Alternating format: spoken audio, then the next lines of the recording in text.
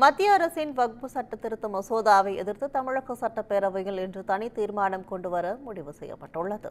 நாடு முழுவதும் உள்ள வக்பு வாரிய சொத்துக்களை பதிவு செய்து வெளிப்படைத்தன்மையுடன் நிர்வகிக்க வக்பு வாரிய சட்ட திருத்த மசோதா கொண்டுவரப்பட்டு மக்களவையில் கடந்த ஆண்டு ஆகஸ்ட் 8ஆம் தேதி தாக்கல் செய்யப்பட்டது.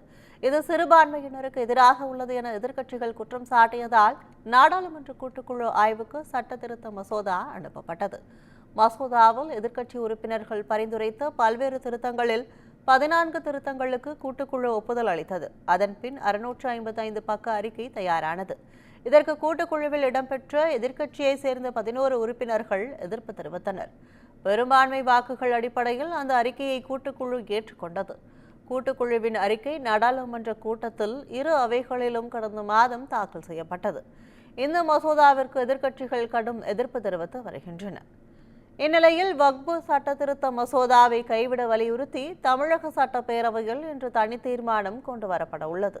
இதனை முதலமைச்சர் மு.க.ஸ்டாலின் முன்மொழிய உள்ளார்.